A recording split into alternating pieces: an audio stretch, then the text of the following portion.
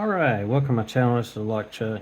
What I'm working on today is part 2 of tension tip or picking tip for disc detainers. So what I've decided to do is I'm going to, instead of doing this lock, I'm going to try to make one that I can fit into this lock, which is actually a abloy cam lock with the high profile keyway.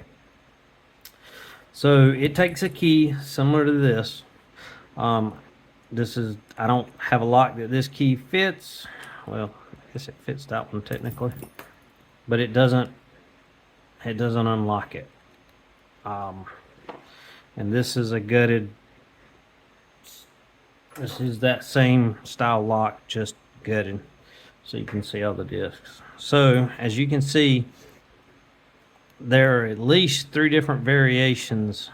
Let's see, that one's the same as that one, I believe, in the profile that the tensioner needs to be.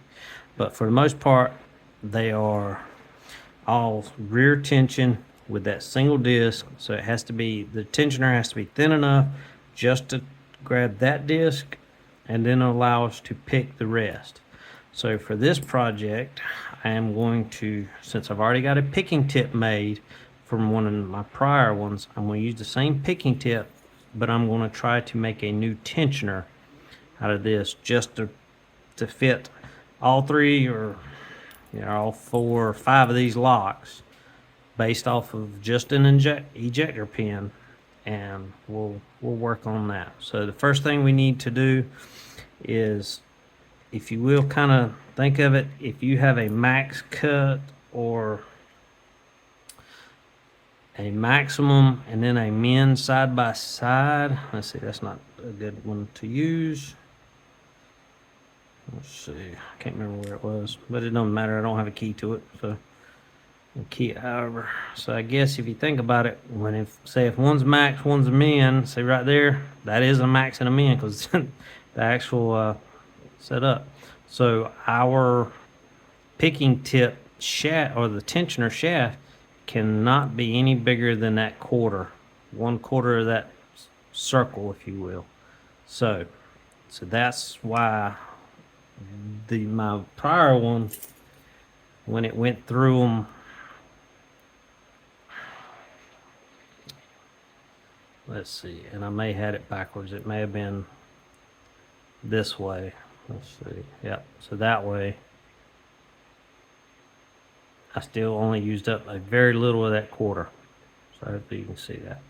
But that's what we're going to work on. We're going to try to make a similar profile to this one, or a similar concept as this one, that will fit that picking tip as well. So alright, we'll get down to the workshop and show you how I do it. There's probably many different ways. Alright, so I'm at the workbench. Hopefully this video is turning out alright. Just trying to use a GoPro. So what have I got? I've got my ejector pin that I'm going to be using. Alright. I've got some water to quench with. It's dirty from all the quenching. So I've got my keys. I've got some discs here I can measure, and I got my calipers. So here's where I'm going to start.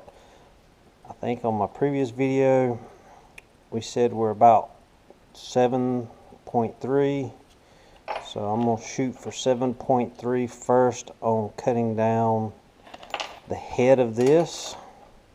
So right now it's 7.8, so it's not going to take much, but we need it to stay round, and we need it to be down to about 7.3. So probably from here on out, I'm probably going to have to narrate this after videoing, because I'm getting ready to put on some safety equipment, which will include respiration, eye protection, and ear protection. So let me get all that together and start getting suited up. So what I'll be using today is a standard bench grinder and a Dremel on a Dremel workstation. So as soon as I get all my ear protection on, I'm going to start, or ear and respiration and eye protection. Because otherwise it's going to sound like this the rest of the time. And you don't want that. Okay. Oh. Look at that. Alright, so what I'm doing now is I'm checking up the ejector pin into a drill, and I'm cutting it down to the correct dimension. I believe we said that was, what, about 7.3 millimeters. So the grinder has a fine and a coarse wheel, so I just rotated it around so I could use the fine wheel. And now we are right at 7.3, 7.32. So there we go. Looking good there. So now we need to cut it down in half. So 7.32 cut in half is about 3.6. So I'm rotating the bench grinder around, and we'll just take some measurements to make sure. 7.3, and then the shaft is 4. We're right at 4 millimeters. So we want the shaft down, cut it in half to 2, and we want the head cut in half, so it's around 3.6. So to assist with this, I have a handle that my first attempt at making a picking handle. I put that on there to help hold it. Now I'm measuring it to the key to see how far back I need to cut. As I'm grinding, I'm constantly quenching, so that way the metal doesn't get too hot. And this will continue until I get it pretty much cut in half and to the right length, matching it up to the key. So I need to go a little bit further and continuing this process until I get to the half the diameter.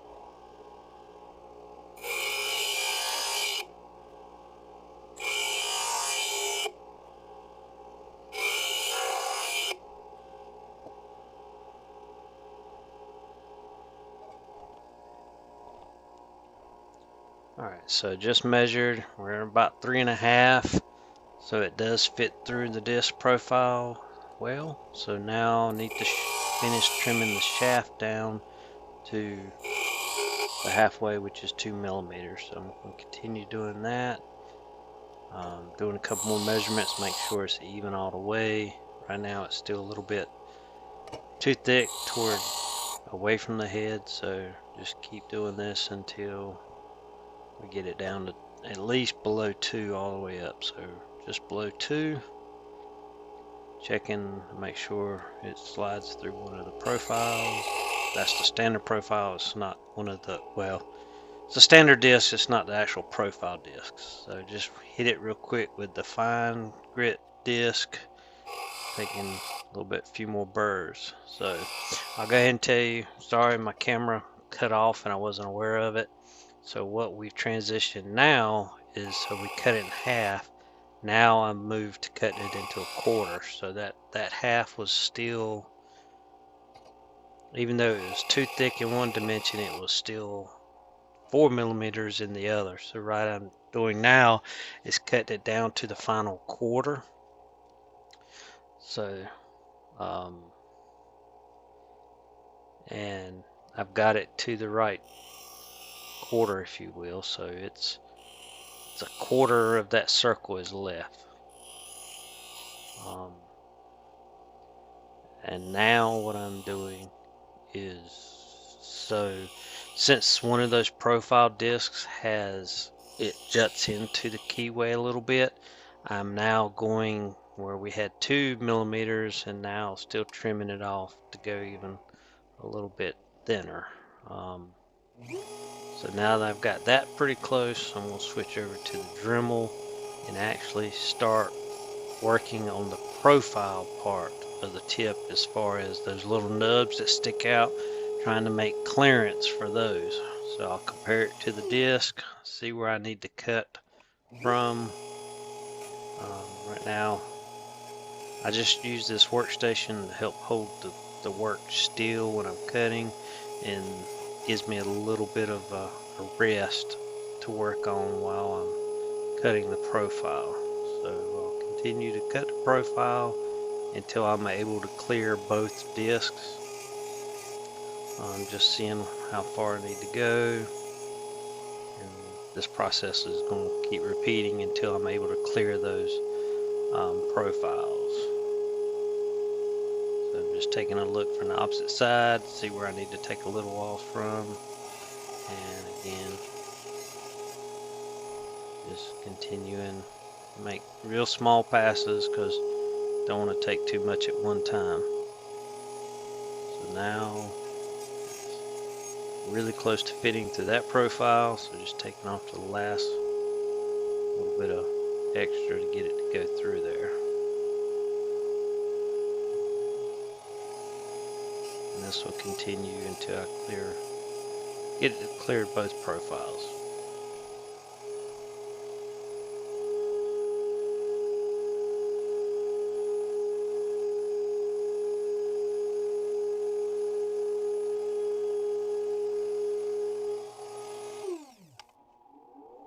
Alright, so what I'm pointing to there was that profile was, when it slid through the tip, was striking the shaft. So what I'm doing now is thinning down the shaft so that profile can go all the way up the tensioner, because that profile is at the very front of the lock and needs to be able to clear all the way down. So I'm just thinning it out so that profile can clear all the way to the lock. So now I'm going to give it a test in some of the locks.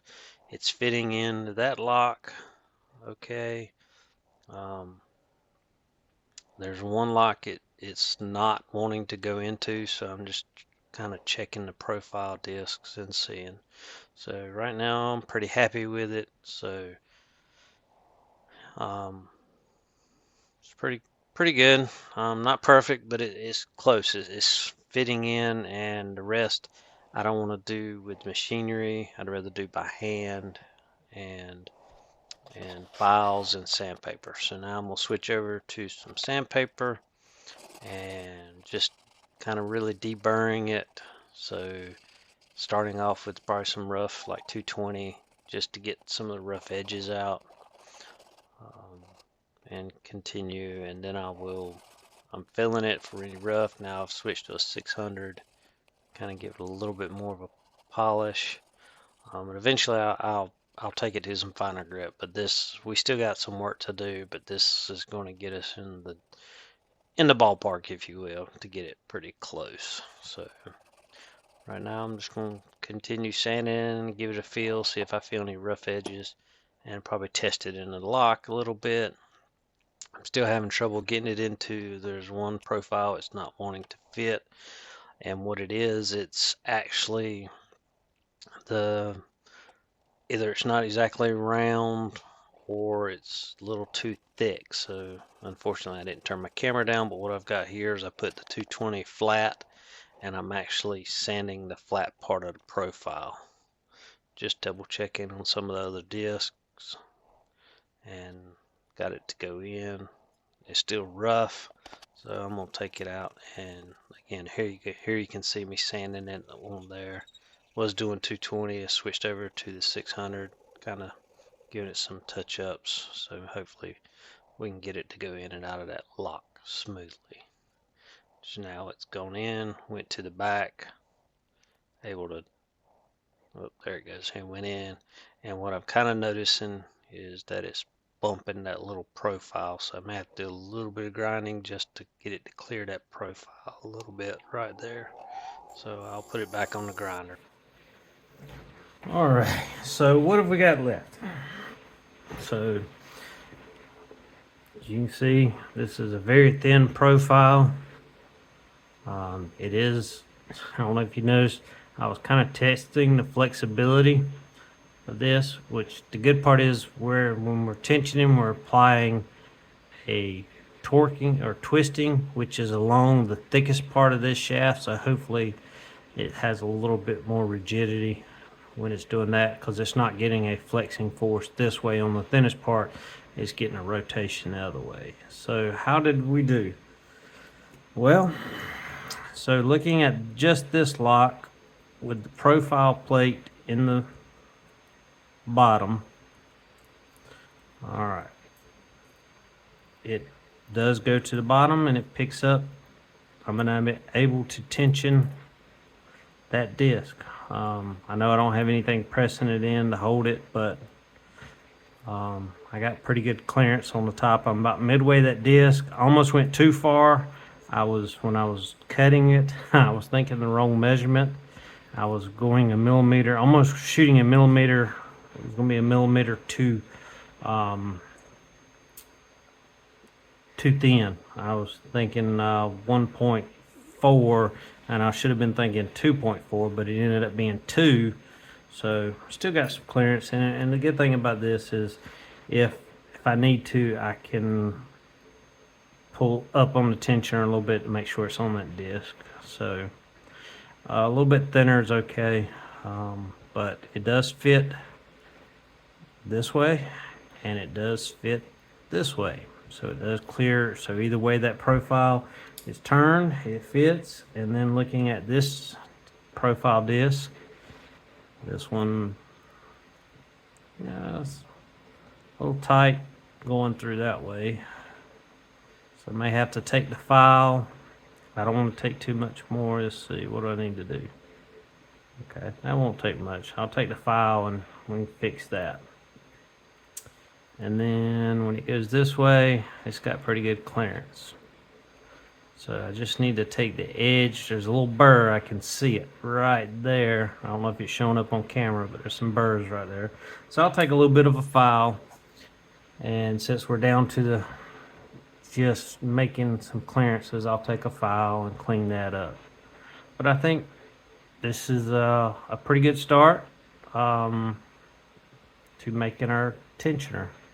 I already have the picking tip made, so I may be able to test it. But if this was me going at it the first time, I wouldn't have this made yet. So I may hold off and maybe we'll make that for part 3. And I'll show you how I go about making that. But that's it for right now. All right. Again, thanks for watching.